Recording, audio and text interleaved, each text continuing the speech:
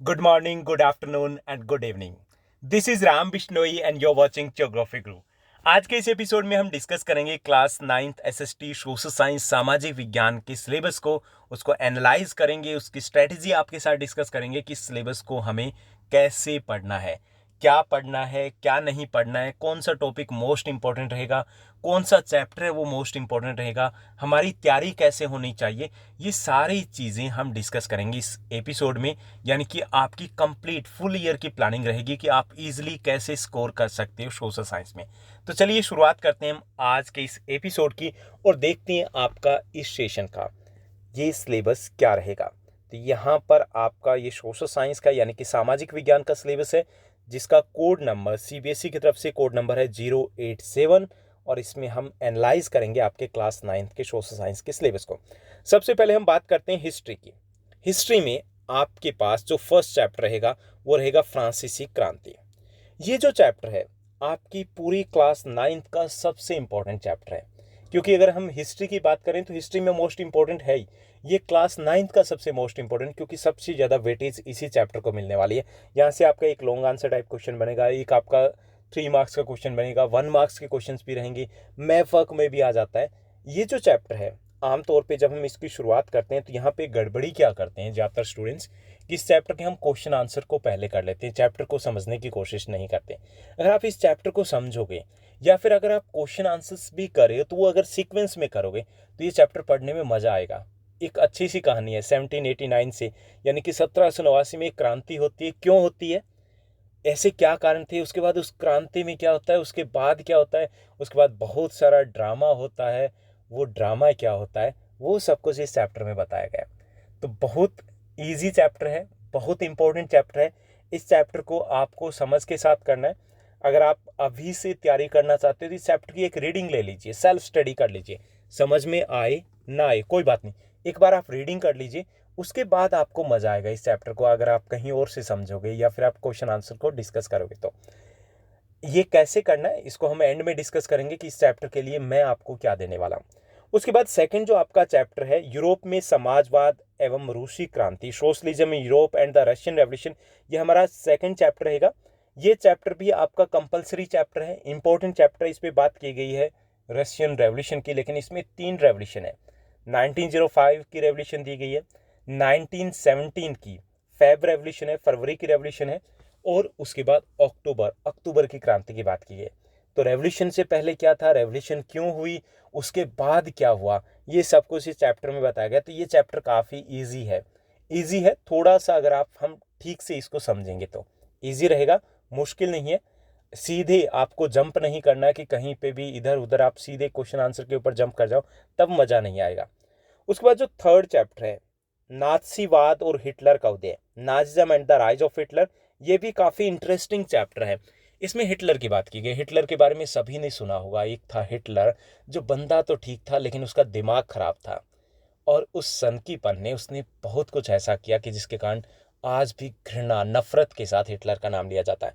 ये सब कुछ बताया गया कि हिटलर पैदा कैसे हुआ। मतलब भाई हिटलर था एक ऑर्डिनरी आम सा नागरिक था, वो जर्मनी का चांसलर बन गया, तो चांसलर कैसे बना और उसके बाद उसने क्या किया, उसकी सारी हरकतें अमरीश पुरी वाली थी जो मूवीज़ में मोस्टली होती थी। तो ऐसा क्या किया था हिटलर ने, वो सब कुछ इस चैप्टर में पढ़ने वाले। अगर हम इसको समराइज़ करें किसी भी चैप्टर को, फर्स्ट सेकंड या थर्ड को, तो आधे घंटे में पूरा चैप्टर आपको करवा दूंगा। अभी हमने इन तीनों चैप्टर की बात करें या पूरी सोशल साइंस जो आपकी एसएसटी है 9th क्लास की, उसके एमआईक्यू मोस्ट इंपॉर्टेंट क्वेश्चंस जो 1 मार्क्स के हैं, 3 मार्क्स के हैं, 5 मार्क्स के हैं, वो हमने ऑलरेडी डिस्कस किए हुए हैं। तो आपको प्लेलिस्ट में मिल जाएंगे class 9th social science most important questions में, आप उनके थ्रू कर लीजिए। आपको कुछ और पढ़ने की जरूरत नहीं, 100% वही सारे क्वेश्चंस आएंगे। दूसरी चीज़ जो मैं आपको देने वाला हूँ, आपको इन चैप्टर को समराइज करके देने वाला हूँ, यानी कि हम एक सेशन में पूरा चैप्टर समझने वाले हैं। आपको बहुत मजा आएगा, सोशल साइंस बहुत ईजी होगी। अगर आप उस पैटर्न से करते हो तो आपको 20 डेज में पूरी एसएसटी हो जाएगी।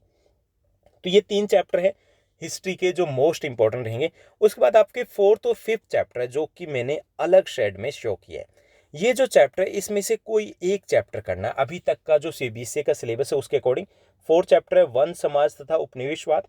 और फिफ्थ चैप्टर है आधुनिक विश्व में चरवाई, यानी कि forest society and colonialism and pastoralist in the modern world.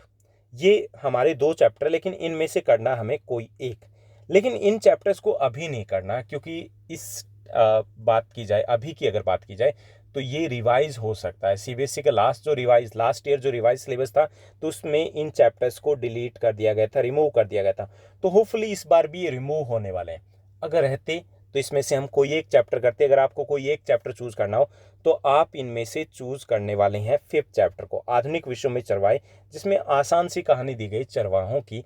और एक अगर हम 5 मिनट की स्टोरी को समझ लें, पूरा चैप्टर हो जाएगा। ओके, तो अभी हमें इसको नहीं करने, और होपफुली 100% ये चैप्टर आपके सिलेबस में नहीं रहेंगे इस बार के लिए। नेक्स्ट बार के लिए जब रहेंगे तब की तब देखा जाएगा, तब हम फिफ्थ चैप्टर डिस्कस करेंगे, लेकिन आपके लिए नहीं।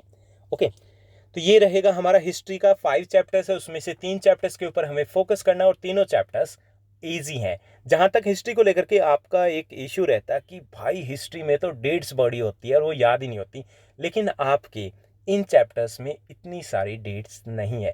30 के आसपास टोटल डेट्स होगी 3 चैप्टर्स में, और उसमें से 15 हमें ऑलरेडी पता है। अब हम बात करते हैं नेक्स्ट पार्ट की, जो हमारा सोशल साइंस का है। उसमें हम देखेंगे ज्योग्राफी, भूगोल। भूगोल में हमारा फर्स्ट चैप्टर रहेगा भारत आकार तथा स्थिति। ये जो चैप्टर है, इसको वैसे तो ये छोटा सा चैप्टर है जो हम ऑलरेडी डिस्कस कर चुके हैं इंग्लिश मीडियम और हिंदी मीडियम के लिए। हम ऑलरेडी इसको डिटेल में भी डिस्कस कर चुके हैं। MIQ तो सभी चैप्टर्स के आ चुके हैं, मोस्ट इंपॉर्टेंट क्वेश्चंस। ये जो चैप्टर है, इसमें कुछ छोटी सी टर्म है जिसको समझना है। एक तो हमारी लोकेशन दी गई, उसको समझना है। वैसे ये चैप्टर आप 6th क्लास में, जो 7th चैप्टर था हमारा देश भारत, आ कंट्री इंडिया, उसमें भी पढ़ चुके हैं। वहाँ पे आपने सीरियसली नहीं लिया तो यहाँ ले लीजिएगा। जो बच्चे ह्यूमैनिटीज़ में जाएंगे तो 11th में भी यही चैप्टर जाने वाला है, सेम ज्योग्राफी में। तो ये चैप्टर है जिसमें आपके कोई 5 मार्क्स का क्वेश्चन नहीं बनेगा, 2 क्वेश्चन आपके 3 मार्क्स के बनेंगे, उसमें से एक क्वेश्चन आपका एग्जाम में आ जाएगा। तो भाई आसान सा चैप्टर है, समझ के साथ करना है। उसके बाद सेकेंड चैप्टर है physical features of India, Bharat का भौतिक स्वरूप, जिसमें बात की गई है भारत के फिजियोग्राफिक डिविजन्स की, भारत के भौतिक विभाजन की। इंडिया को 6 पार्ट्स में हम डिवाइड कर सकते हैं। हिमालयन रीजन है नॉर्थ में, उसके बाद जो नॉर्दर्न प्लेन है, उत्तरी भारत का विशाल मैदान, थार डेजर्ट आ गया राजस्थान में, पेनिनसुला प्लेट्यू, प्रायद्वीपीय पठार आ गया साउथ में, कोस्टल प्लेन, तटीय मैदान आ गए, द्वीप समूह, आइलैंड्स आ गए। तो उन 6 की बात की गई है, उन सभी को डिस्कस किया गया है। तो ये चैप्टर आपका मैप वर्क के लिए भी काफ़ी इंपॉर्टेंट रहने वाला है। ओके, और आपका वैसे भी काफ़ी इंपॉर्टेंट रहने वाला है। यहाँ से आपका एक क्वेश्चन 5 मार्क्स का बन सकता है। ओके, तो ये दोनों चैप्टर है, काफ़ी इंपॉर्टेंट है। मैप वर्क के भी सेपरेट वीडियो हम ऑलरेडी पब्लिश कर चुके हैं, तो वहाँ से आप देख सकते हो। आपको 30 मिनट लगेंगे, पूरी हिस्ट्री और ज्योग्राफी का मैप वर्क आपका टनाटन तैयार हो जाएगा। उसके बाद थर्ड चैप्टर दिया गया अफवाह। अगर इस बार सिलेबस रिवाइज होता है तो ये चैप्टर आपके सिलेबस में नहीं रहेगा, इसलिए हमें इस चैप्टर को अभी कवर नहीं करना है, हमें वेट करना है अगस्त तक का, उसके बाद देखा जाएगा। हालांकि ये कंप्लीट चैप्टर डिलीट नहीं होगा, इसमें से मैप वर्क के जो क्वेश्चंस हैं वो आपके एग्जाम में रहेंगे। अगर ये रिमूव होता है तो भी वो रहने वाले हैं। मैप वर्क में हालांकि ज़्यादा कुछ नहीं पूछा गया, आपकी 6 जो लेक्स है वो हमें बताने, लोकेट करनी है, और कुछ इंपॉर्टेंट रिवर्स है वो हमें इंडिया के मैप के ऊपर लोकेट करना है। हालांकि ये पूरा चैप्टर ही मज़ेदार सा इंटरेस्टिंग है। रिवर्स की बात की गई, आप जीके की तरह भी इसको पढ़ सकते हो अगर पढ़ना चाहोगे तब। ओके, इसके अलावा इस चैप्टर के भी मोस्ट इंपॉर्टेंट क्वेश्चंस हम ऑलरेडी डिस्कस कर चुके हैं, डिटेल भी हम डिस्कस करेंगे। उसके बाद फोर्थ जो हमारा चैप्टर है क्लाइमेट, बड़ा मज़ेदार चैप्टर है ये, बहुत टेक्निकल चैप्टर है ये। अगर आप कहीं पर भी इधर उधर देखोगे, हो सकता है कई बार ये क्या होता है कि अभी बहुत सारे यूट्यूबर्स आपको मिलेंगे और उनका सब्जेक्ट कुछ भी हो, कैसे भी हो, लेकिन हर सब्जेक्ट को वो पकड़ लेते हैं। और सोशल साइंस तो उन्हें लगता है कि बस क्या करना है, हमें सिर्फ पढ़ के ही तो सुनाना है। लेकिन अगर आप वहाँ से देखो तो आपको ये चैप्टर समझ में नहीं आने वाला, आपको घंटा समझ में नहीं आएगा। आपको अच्छे से इसको समझना है, क्योंकि अगर इसको समझ लिया तो बड़ा मज़ा आएगा। क्योंकि मज़ेदार सा चैप्टर है। हमारे आसपास की क्लाइमेट की बात की गई, जैसे कई बार बोला जाता है ना, बहुत गर्मी होगी, शाम को बारिश हो सकती है। ऐसा क्यों बोलते हैं, ये इस चैप्टर में बताया गया है। ऐसा क्यों बोलते हैं कि बिहार में बारिश हो रही है, यूपी में बारिश हो रही है, अब तो दिल्ली आने वाली है, ऐसा क्यों बोलते हैं। तो सारे कंसेप्ट हैं हमारी क्लाइमेट से रिलेटेड, वो इस चैप्टर में डिस्कस किए गए हैं। मज़ेदार सा चैप्टर है, इसको कवर करने में आपको ज़्यादा प्रॉब्लम नहीं आएगी। अपने आप सेल्फ स्टडी से ये कुछ भी समझ में नहीं आएगा। ओके, तो इसके MIQ हम डिस्कस कर चुके हैं। आपको इसका डिटेल वीडियो भी मैं अवेलेबल करवा दूंगा, बोथ मीडियम, हिंदी और इंग्लिश मीडियम में। ओके, और मार्क्स की बात की जाए अगर एग्जाम पॉइंट ऑफ व्यू से, तो ये बहुत इंपॉर्टेंट चैप्टर आपका रहने वाला है।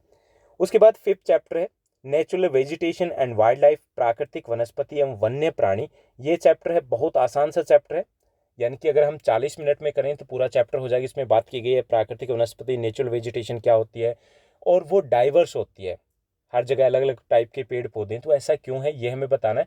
और जो हमारे यहाँ पे मेनली 5 टाइप्स की वेजिटेशन पाई जाती है, जो फॉरेस्ट पाए जाते हैं, तो उनके बारे में हमें डिस्कस करना है। ओके, तो ये मेन थीम रहेगी। इसके अलावा मैप वर्क भी रहेगा, ये जो हम ऑलरेडी कर चुके हैं। ओके, उसके बाद 6 चैप्टर है पॉपुलेशन, जनसंख्या, बेसिक सा चैप्टर है ये चैप्टर वही है जो आप 8th क्लास में करके आए हो, पॉपुलेशन। तो ये चैप्टर अगर रिवाइज होता है सिलेबस इस बार तो आपके सिलेबस में नहीं रहेगा, इसलिए हमें 3rd और 6th चैप्टर एक बार नहीं करने हैं। हम रिवाइज होने के बाद देखेंगे कि क्या ये रिवाइज में जाते हैं या नहीं जाते। रिवाइज होगा तो 100% आपके सिलेबस में नहीं रहेंगे।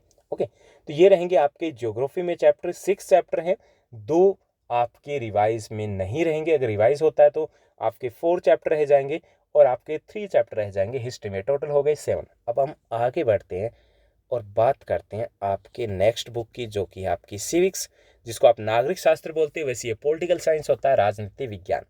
इसका first chapter what is democracy, Y democracy, लोकतंत्र क्या, लोकतंत्र क्यों। वैसे आपकी जो ओल्ड बुक है किसी स्टूडेंट के पास, तो उसमें ये 2nd चैप्टर मिलेगा, फर्स्ट चैप्टर ये नहीं है।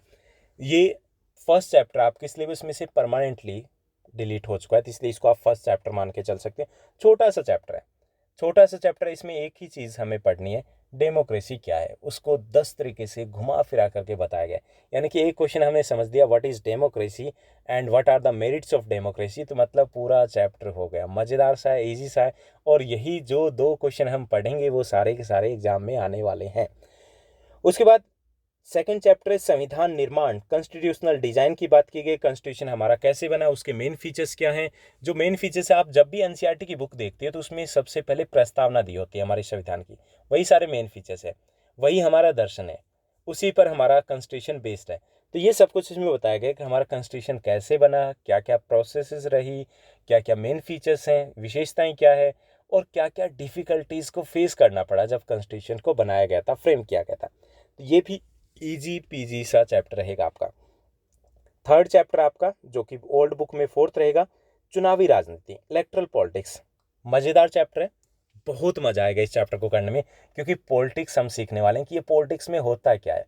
पॉलिटिक्स में आपने देखा होगा, अपने आसपास पॉलिटिक्स देखी होगी, लेकिन काफ़ी सारी चीज़ें जो न्यूज़पेपर में पढ़ते रहे हो समझ में नहीं आए। तो यहाँ पे हम बेसिक से शुरुआत करेंगे, सारे सिस्टम को समझेंगे, ये वोट क्यों बनाए जाते हैं, ये इलेक्शन कंस्टिट्यूंसीज, ये चुनाव क्षेत्र क्या होते हैं, ये विधानसभा लोकसभा सीट क्या होती है, चुनाव कौन लड़ सकता है, वोट कौन डाल सकता है, फिर चुनाव में क्या क्या होता है, वो सारी चीज़ें इस चैप्टर में बताई गई है, जो हमने आसपास देखी तो है लेकिन हमें पता नहीं है कि अच्छा इसको ये बोलते हैं।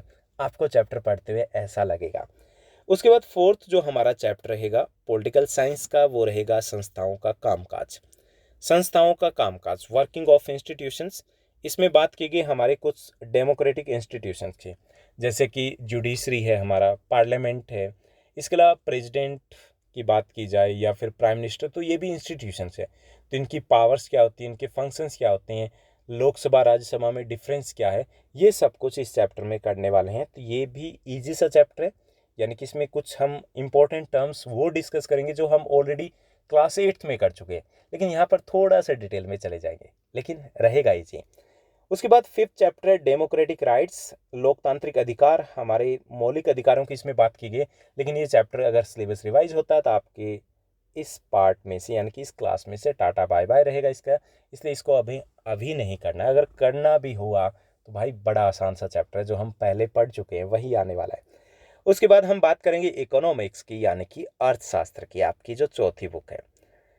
इकोनॉमिक्स यानी अर्थशास्त्र, यहाँ पे आपके चैप्टर रहेगा फर्स्ट चैप्टर पालमपुर गांव की कहानी। ये आप भी अगर किसी गांव से बिलोंग करते हो तो आपके गांव की कहानी है, ये किसी भी गांव की कहानी हो सकती है। तो इस गांव की कहानी के द्वारा हम समझेंगे कि गांव में क्या क्या एक्टिविटीज़ होती है, और कोई भी चीज़ हमें प्रोड्यूस करनी है तो उसके लिए क्या ज़रूरत पड़ेगी। तो छोटी सी आसान सी ये कहानी है जिसको हमें समझना है, उससे हम बहुत कुछ समझेंगे। सेकंड है संसाधन के रूप में लोग, पीपल एज रिसोर्स, यानी कि आप, मैं, हम, हमारे आसपास के लोग, हम सभी रिसोर्स हैं। कैसे बनते हैं रिसोर्स, और कैसे कुछ देश आगे निकल गए, कुछ पीछे निकल गए, कुछ लोग आगे निकल गए, कुछ पीछे ही रह गए, तो वो कैसे हुआ, ये हम इस चैप्टर में समझने की कोशिश करेंगे कि हम संसाधन कैसे हैं। उसके बाद निर्धनता एक चुनौती है, इसमें बात की गई पोवर्टी की, गरीबी हमारे देश में, उसको समझने की ज़रूरत नहीं है, हमें सबको पता है। तो गरीबी के कारण क्या है और उसका इलाज क्या हो सकता है, उसका वैक्सीनेशन क्या होगा, तो उसकी हम बात करेंगे इस चैप्टर में। और फोर्थ चैप्टर है भारत में खाद्य सुरक्षा, हालांकि काफ़ी इजी चैप्टर है, इसमें भी बात की गई फूड सिक्योरिटी की। जो आप आसपास देखते हो ना, सस्ते अनाज के डिपो होते हैं जहाँ से सस्ते में अनाज मिलता है, तो उस डिपो की बात की गई है, पीडीएस सिस्टम की बात की गई है। तो ये चैप्टर हालांकि रिवाइज अगर हुआ तो आपके सिलेबस में नहीं रहेगा। ओके, तो टोटल आपके चैप्टर्स 4 + 3 7 यहाँ से रहेंगे, 7 आपके हिस्ट्री और जियो में से रहेंगे। टोटल आपके 14 चैप्टर रहेंगे। अगर आप 1 मंथ में 2 चैप्टर्स भी करते हो तो भी बड़े आराम से मज़े से आप पढ़ सकते हो, लेकिन हम ऐसा करने वाले नहीं है। MIQ हम पहले दे चुके हैं आपको, वर्कशीट भी आपकी टोटल हम पहले ही डिस्कस कर चुके हैं, जो कि लास्ट ईयर की सेम वर्कशीट आपकी आने वाली है 30 के बाद। शुरुआत वाली थोड़ी सी सीक्वेंस आगे पीछे होगा, बाकी आपकी सेम रहेगी, तो वो आप पहले से कर सकते हो और आपको डिटेल में चैप्टर भी मिल जाएंगे। इसके साथ साथ एक और चीज़ आपके सिलेबस में है, वो है एक प्रोजेक्ट। आपको एक प्रोजेक्ट प्रिपेयर करना है। वो प्रोजेक्ट आपका किस टॉपिक के ऊपर है, अगर आपको अभी नहीं पता चला है तो मैं आपको बता देता हूँ, डिजास्टर मैनेजमेंट के ऊपर है, प्राकृतिक आपदा के ऊपर है। वो जो प्रोजेक्ट है मैंने पहले ही आपके लिए पब्लिश कर रखा है। प्रोजेक्ट्स एंड असाइनमेंट पब्लिक जो यहाँ पे प्लेलिस्ट है वहाँ पे जाइए और उस प्रोजेक्ट को अभी कर लीजिए, क्योंकि आपको स्कूल की तरफ से प्रोजेक्ट कुछ स्कूल्स में पहले मिल चुका है, बाकी स्कूल्स में ये बोला जाएगा दिसंबर में जा करके। वहाँ पे कंफ्यूज हो जाओगे कि हम तैयारी करें, पढ़ें, वर्कशीट करें या फिर प्रोजेक्ट करें, क्योंकि प्रोजेक्ट बाकी सब्जेक्ट के अलग अलग भी मिलेंगे उस वक्त टाइम। तो इसलिए इस प्रोजेक्ट को आपको अभी करना है। ओके, तो प्रोजेक्ट से रिलेटेड अगर आपका कोई क्वेश्चन रहता है तो वहाँ पे प्रोजेक्ट पे जाइए और वहाँ पे कमेंट कर दीजिए। कुछ भी रिक्वायरमेंट है वो सब कुछ मैं आपको प्रोवाइड करवाने वाला हूँ। तो ये था हमारा सोशल साइंस का सिलेबस कि हमें क्या पढ़ना है, कितना पढ़ना है, कैसे पढ़ना है और कैसे मैं आपकी हेल्प करने वाला हूँ। उम्मीद करता हूँ सारे डाउट्स कंसेप्ट्स आपके क्लियर हो गए होंगे। इसके साथ साथ हमने एक और वीडियो पब्लिश किया है, जिसका लिंक आपको डिस्क्रिप्शन बॉक्स में मिल जाएगा। इस वीडियो को ज़रूर देखिएगा। इस वीडियो में हमने बात की है वर्कशीट स्ट्रेटजी की। लास्ट ईयर जो 9th के बच्चे थे, 10th के थे, या फिर आपने 8th में जो वर्कशीट की थी, पूरे साल वर्कशीट में उलझे रहे थे। वर्कशीट सुबह से लेकर के शाम तक वर्कशीट वर्कशीट, भाई पगला गए थे वर्कशीट के पीछे, लेकिन समझ में नहीं आया था घंटा। तो हमें वर्कशीट करने में गलती क्या की थी, हमने वर्कशीट को कैसे मैनेज नहीं किया था, हमें कब करनी है, कहाँ से करनी है, कहाँ से नहीं करनी है, क्योंकि हमने कुछ चैनल्स को सिलेक्ट करने में भी गलती की थी। हमें ये पता ही नहीं था कि इन वर्कशीट को कितना समझना और कितना नहीं समझना, कौन सी वर्कशीट को समझना है, कौन सी वर्कशीट को बिना समझे करना है, कौन से चैप्टर को हमें बुक में से करना है। तो बहुत सारे आपके डाउट्स हैं, बहुत सारी प्लानिंग की ज़रूरत है। वो सारी प्लानिंग हमने इस वर्कशीट स्ट्रेटजी की वीडियो में डिस्कस की है, जो आपको अवेलेबल हो जाएगी। ओके, और इस वीडियो को देखने के बाद आपका आधा काम आसान हो जाएगा। उम्मीद करता हूँ आज का सेशन, आज का एपिसोड आपको अच्छा लगा होगा। अगर ये एपिसोड अच्छा लगा तो इस वीडियो को लाइक करने के साथ साथ शेयर करना मत भूलिएगा। Thank you, bye bye, have a nice day.